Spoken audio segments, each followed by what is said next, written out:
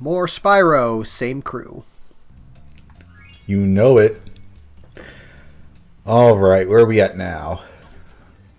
I don't even remember. I don't even. This was. I think I. Well, no. I was about to say I recorded this like a decent while ago, and then I edited it just like fairly recently, and I still forgot. I feel pretty much forgotten about everything about like what I do. Steph and FTCR hates Spyro. It looked like we're in Magic Crafters. Just for the sake of continuity. Because we were talking about doing the Spyro Reignited things for, God, year and a half, maybe. But it's FTCR, well, technically so it took us forever. Well, technically you talked about the doing Insane Trilogy first, and then Reignited, right. Yeah. Yeah, we were going to do that, because someone mentioned it. So I was going to record Crash 3, and then things changed, and now we're here with the better series. Change. See, what you should have done is you should have played one Spyro and one Crash at the same time and done a double LP with just both clips on screen at once. I've been in jail. What has changed? So what you're saying is Crash Purple and Crash Purple and Spyro Orange LPs back to back coming soon. Don't put that out there, please, God. Now people are going to ask for it. So here's it's okay. It's okay. I'll go get Jack and Joey. They'll do it. So here's something I've been pondering with these reboots, or your Reignited trilogy, Insane trilogy. What? Partly because this. What? He exploded. Oh my. Okay, so especially with the Sonic AMA recently. There was an AMA on Reddit, and someone asked about a Sonic 06 remake. Do you think that with the reboots coming out, we'll eventually get the reimaginings of like notoriously bad parts of the trilogy for being rushed, or series for being rushed, remade to the original idea, so they're good this time around and matching? I know I don't see, like, say for example, I don't see them doing a remake of Enter the Dragonfly, because I think at that point, why not just make a whole new Spyro game? Like, just make a brand new good Spyro game rather than just trying to fix like something that everybody was like it's bad, and that's about it. Like I would be all for with like take more bad games and do remakes of those bad games and like make them like actually good. Like I'm all for that, but it's just the whole thing is that money-wise, people don't want to play new versions of things they didn't like. They want to play new versions of things they did like. And then on paper, that should be the practical purpose for game remakes in the first place. Is we're going to make this bad game good, but we kind of touched on it with Calvin and Linder, but Spyro 4 especially was already so tricky. Well, I think with that, I think that might be the exception, because I know there's a lawsuit attached to that one, so I don't think they would touch that anyway. But is there? That's for its own reasons. But like Sonic 06, because it's so. But something like a Sonic 06 getting, I mean, if they ever get to like an HD remakes of Adventure 1 and 2. Wait, Spyro 4 had a lawsuit? Enter the Dragonfly? Yeah. Yeah, it caused some part of the game glitched and a kid had a seizure, so they sued, and the family sued and won. Oh. See, I didn't even know that was a thing that happened. Yeah, so I think they're paying out. I mean, I'll look it up right now. I don't want to give inaccurate information. Is that a recent lawsuit, or is that like way back in the past? Oh, way back in the past. This is when the game was out. Okay. Oh, yeah. Then I would think, like, I believe it's a thing, but I don't think that Activision would care that much about that, because they didn't even have the rights to the franchise by then. That would have been Vivendi, yeah. Right, but I mean, with lawsuits, though. Universal still had the rights back then. Yeah, this was a Universal lawsuit. Oh, yeah. But even then, I mean, would you want to touch it if there was still a lawsuit attached? Because, I mean, at that point, you might have, like, the parent or the, I guess, adult now. It's that, and, like, all the environments were already so derivative of things from the first three anyway, that, like... Yeah. there's no real way to remake that without just being like, hey, it's still worse 1 through 3, even if it's good. Like, I think there's, like, the thing, like, say, for example, like, why remake 06 when you could just, say, make a Sonic Adventure 3, something like that. I think a better example would be, say, for example, take, like, make a new version of Heroes, because Heroes is a good idea, a good, unique idea, but is a very flawed execution-wise, so why don't, like, you remake, like, make a new version of that? Like, I think that's, like, a better example of something. Well, they did make a good version of Heroes. It was Team Sonic Racing. God. Yeah, well, true. Yeah, that's very true. Fuck you. And Lost World is kind of a better version of Sonic Extreme, so it's like it all comes back.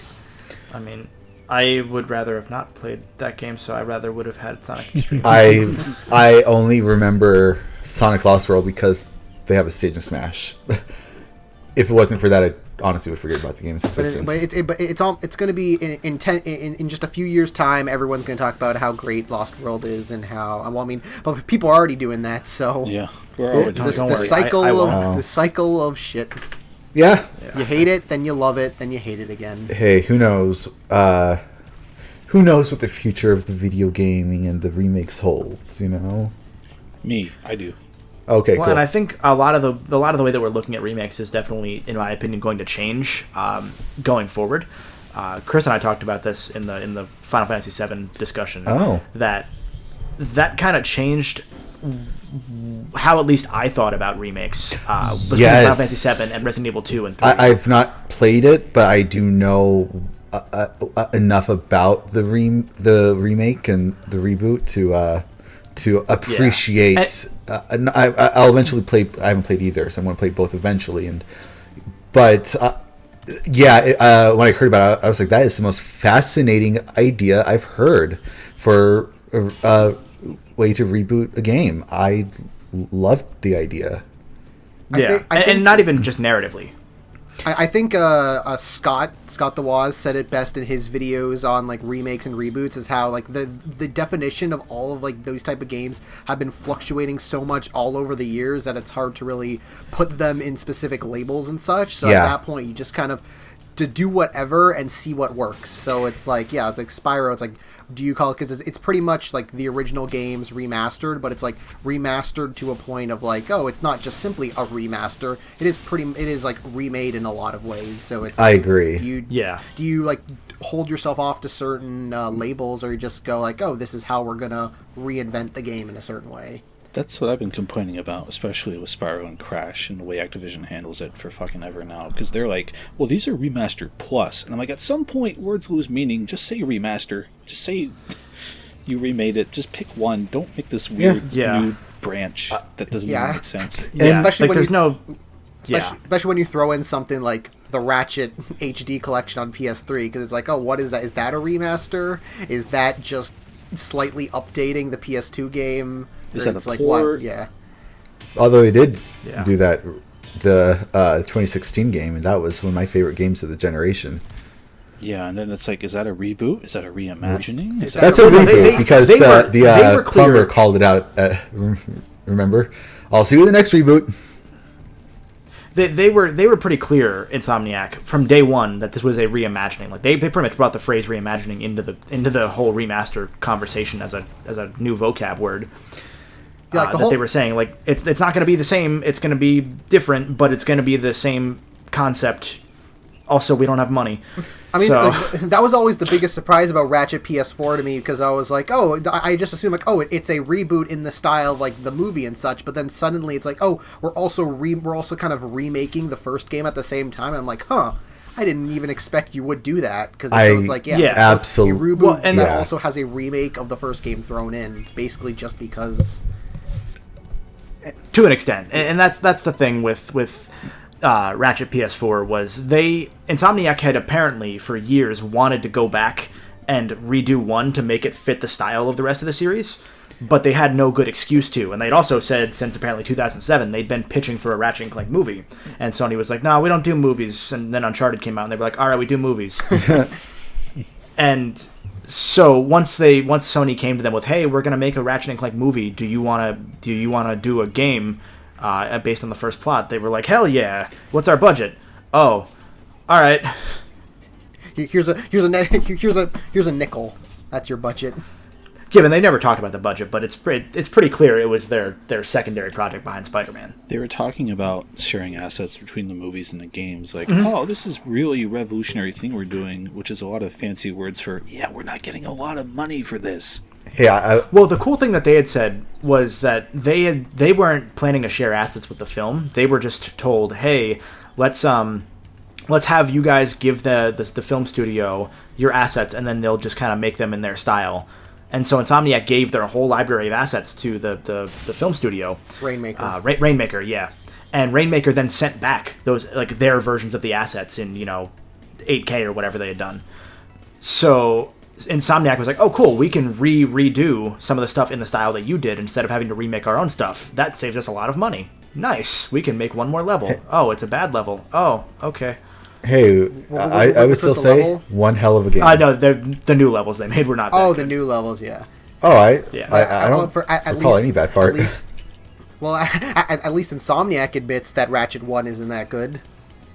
Take that, anybody who says that Ratchet 1 is the best. You're wrong. Dad. You are wrong. It's weird because I used to be very much like Ratchet 1's not the best. I still think it's not the best, but I warmed on it again going back to it a few years ago. Yeah, when I first played it for the first time a few years ago. I was like, and since that was my introduction, again, I'm really easy when it comes to my 3D platformers. You have no idea. I was like, oh my god, this is amazing! I'm having a ball playing this. I miss these games. I'm so glad I can play it now. And yeah. Yeah, Future was my introduction to the series, so Well, actually, no, that's a lie. Size Matters was my introduction to the series, but I didn't actually play it. I watched somebody play it, and then I played Tools of Destruction, and I'm like, this is amazing. And then when I went back to play the first game, I'm like, this is clunky as shit. So to dig it's into definitely clunky, like, but you get used to it. I can see why someone, like, I waffle all over the place with Spyro, right? Like, I can see why someone would say 1 is their favorite, maybe the best, arguably. Does Ratchet 1 have that argument? Like, can you really make that case for that game? I don't think people have... Like, I'm sure there are people that say it's the best, because I've noticed that in recent years the Ratchet fan base has become the Sonic fan base, in that they change their damn minds every week. God. And also they shit on anything new. True. So... And then he died. Thanks, Pollyann. Also, hey guys, did you know that this level is the Amanda Show? Oh. Did you know it's the Amanda Show? That? Did you know? Be sure to subscribe for more FTCR facts. Did you know at the end credits of Sonic 3 is Strangers in Moscow? Stefan, you're guilty. Bring in the dancing lobsters.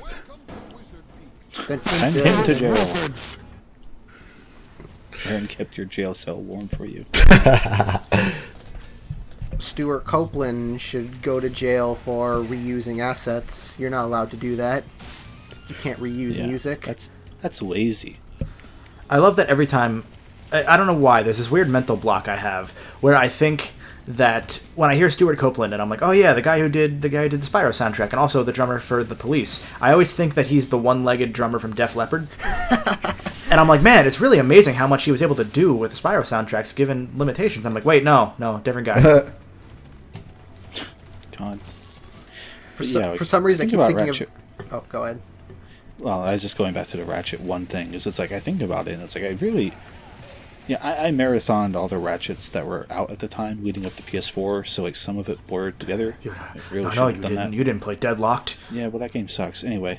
Hey, fuck you. I just can't think all right, now we've got to throw fists. I just can't think of any... Is it an atmosphere thing? Is it I like Ratchet 1's voice better thing? Like, I don't... It's very much an atmosphere, and also that the games are much more platformers than action platformers. Because the levels of Ratchet 1 pretty much never get done again in that style. Like, you could argue that Going Commando kind of had multi-layered levels where you could go, oh, I can go left and get the swing shot, or I can go right and do the... Like, there was a puzzle/platforming section, and there was a combat section of each level, for the most part, in Ratchet 1. And in Going Commando, they kind of did that a little bit, but they kind of realized that the puzzle/platforming parts were kind of less and less desired over time, because platformers were starting to fall a little bit out of vogue. Yeah. So, going from Ratchet 3 onward, they pretty much had mostly linear levels with open, like, combat hubs for some levels, which then carried on into Deadlocked and then also eventually Crack in Time. Also, the first game's controls are not good for platforming. Like, you don't have that good of a jump. It's just kind of still stiff. That was the I'll disagree with you there. The controls are a little stiff, but I think that the controls do kind of work for platforming. It's just when you go back to it immediately after playing other Ratchet games, it's like, oh, and then when you go back a couple years after that and like you're kind of just like playing it again, you're like, oh, like it's just a different game, and it's not. I don't think it's as good as the later Ratchet style, which is why they changed it. But it has its own merits on itself. Ratchet without strafing is just like oh god, yeah, no, I can't handle it. Yeah, I would. Yeah, I think that's a good way to do it. Is to revisit it a couple of years after you've been away from the franchise to revisit. Like the first I think game. Exactly that. I think, especially. Oh no! Like I know the strafing issue is one I always have, but when I had gone, oh no, Oh god! oh no, Oh no! He escaped from jail. I remember him. I forgot I did that. With Ratchet 1, like the strafing thing, I know is something that I always used to be like, oh, I don't really like that. And then when I had gone back to it with like a fresh set of eyes, I realized that I really liked what Ratchet 1 did in, yes, you don't have your strafe, but at the same time you start having to focus yourself around using all of your arsenal. Like you can't just use one or two weapons. Every weapon has a good purpose in most levels. And that's a thing that later games really don't do as much. Is it's kind of just pick your favorite weapon or level up all the weapons. You really don't have like the bomb glove would be really good here, and you can clearly see that, and the game teaches you that organically. Mm-hmm. Yeah, for me, what I always loved about the weapon system is just is the what do you call it, the upgrade system is just because absolutely it gives me a reason to use weapons I would have never wanted to use in the first place, because it's like, oh, in the first game, since you don't get anything for using specific weapon, it's just kind of, oh, you use whatever you feel like. So like there are a lot of times where I'll just use the wrench to beat enemies because, oh, I don't want to waste ammo or whatever. But then in other games, yeah, you're like, oh, I want to use I'll use the bomb glove or whatever, even though it's like not really practical to use, but I get experience for it, and then it can turn into an even more powerful weapon. I just love that. I love that notion of what do you call it? Upgrading all of the weapons. Like in the second game, where it's just the first time, and then when you get to the third and all the other games, where you get up to like 5 or even 10. Yeah, and it's no, absolutely. Like, yeah, and there's an argument to be had both ways, because you even said, like, you could use your wrench in Ratchet 1, and you could still do that in 2 and other games, but it gets harder and harder as time goes on. And also by doing that, you're wasting, like, valuable experience. Yeah, especially later on. So at that point, you're just doing challenge runs. We have talked about 2 different games in this part, and none of them are Spyro. No, it's okay. Ratchet is relevant. Ratchet is relevant to Spyro, so it's okay. Yeah, that works. As long as it is adjacently connected. Oh yeah. Which for FTCR is good enough. It's good enough. We're close enough. We're throwing darts here. So you guys want to talk about Kingdom Hearts? Hey, Tidus is in Kingdom Hearts, and Ratchet's voice actor James Arnold Taylor voices Tidus. Yeah, exactly. So not in Kingdom Hearts, but you know. And he is Obi-Wan Kenobi. That's true. We could talk about Star Wars. Star Wars, which is owned by which Disney, reminds me, which is Kingdom Hearts. When's Disney Infinity 4 coming out? I want Darkwing Duck in Disney Infinity 4. I want that. Rip. Oh yeah, I love Blowhard. I forgot that Disney Infinity was a thing. I forgot. When you said 4, I was like, wait, there were 3? Yeah. I genuinely had to pause for a moment and think about that.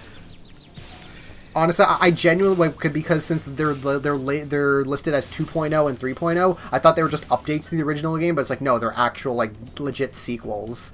So I was like, oh, that's another reason why it failed. Poor marketing. Did 2 and 3.0 also still have 1.0's content in them? Yeah, they all had exclusive content. Yep, it was all exclusive content. You had to buy all the different packs to get the levels. That part I knew. And then it was gross. I'd rather play Skylanders, Spyro's Adventure. Would you? No. I thought. But I was trying to Lego Dimensions is an actual good game, and it has the best Sonic game in 10 years, probably. Actually, no, not minus Mania, including Mania.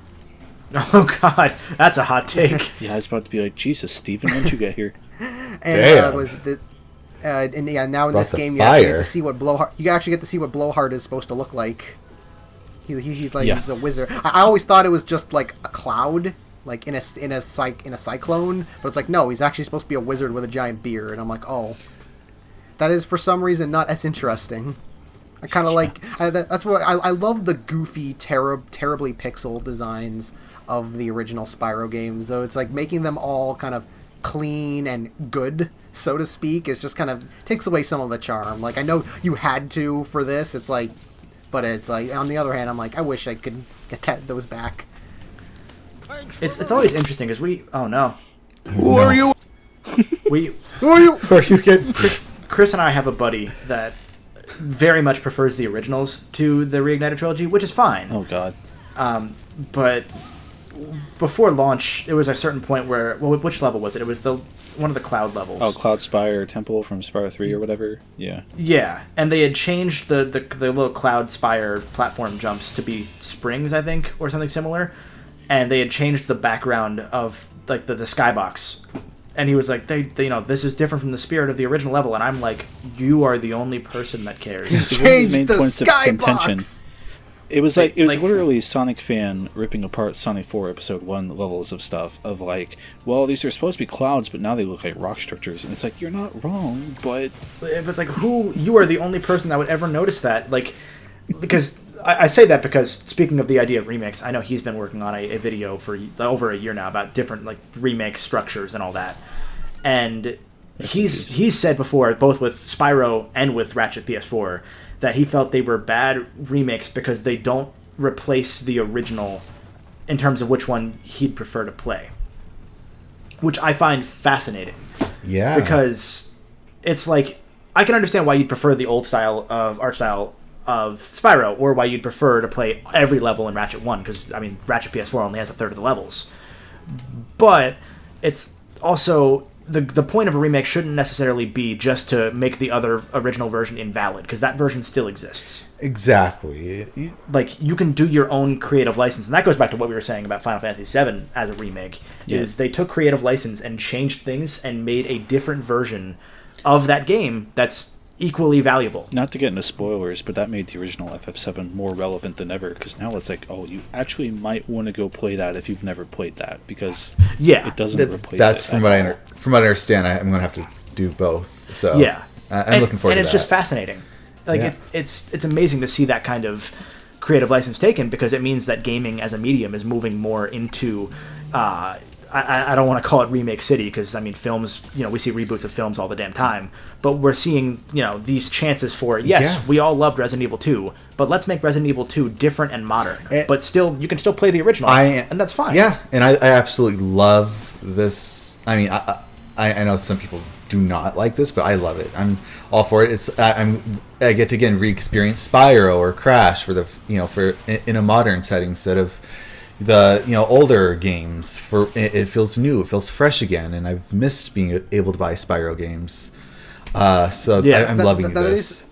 That's something kind of interesting, because you mentioned, because that happens with movies all the time, is all the remakes and reboots, but it's like that always gets brought up in a very like distasteful kind of like you're just remaking, rebooting like more stuff. But like with video games, like if something gets remade or rebooted, like people like love it and like are like all for it and stuff like that. So I kind of think like, well, what is like the major difference between like how video games tend to normally be remade and such versus how movies are?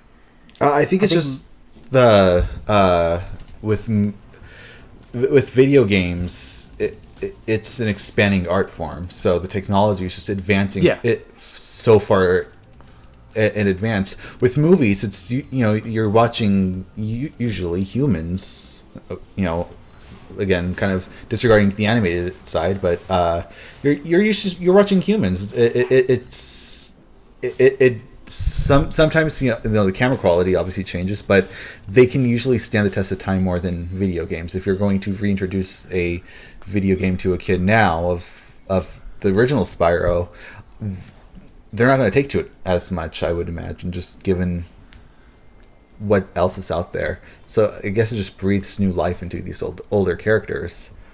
It's It also might an al- accessibility absolutely. thing, because like I can buy a DVD copy of Blues Brothers and play that in a lot of things, but if I don't have a PlayStation 1 and want to play Spyro, I have to get a PlayStation, you know? Or PS3, technically. But even then, PS3s are starting to, Yeah. you know, in 15 years. Let's see. Yeah. Beat the piss! And I do think it's also a case of like playing versus just watching, because it's like, oh yeah, you played Spyro and you love playing Spyro all the time, but you want more Spyro, so it's like, oh, here's the original Spyro that you love playing all the time, but now it looks better, so it's like, oh, you kind of get to do that versus saying like, say, just saying like any of the Disney remakes, for example. So like, oh, you watch Lion King all the time, now here's Lion King again. It's just looks different and stuff like that. And it's like, oh, at that point, I'll just watch, like, because you're watching no matter what. But it's like when you're playing a game, you have different experiences whenever you play, but you're going to be watching. So it's like I'd rather watch the good thing versus the not good thing. There it is. Yeah. It's almost like comparing apples to oranges, I think. And not to go too long, but another thought that I had pop into my mind is, because games are an expanding medium, and we saw the technological limitations of game design expand over the last 40 years. Those limitations, while they were amazing to see what people were able to overcome back then, are still limitations, whereas the limitations with many films are part of what makes those films so good. You wouldn't remake Alien and make the Alien CG. I mean, they might, but... Well, they've already done... Well, they remake, but sequels, yeah. You wouldn't remake Alien 1 just to give you a CG Alien. I mean, that's what Star Wars does. We don't do that anymore. Yeah, yeah, basically. Yeah. And here is where I put my 500-word essay about why the Rise of the Planet of the Apes trilogy is the Final Fantasy VII remake of movies. In part 6.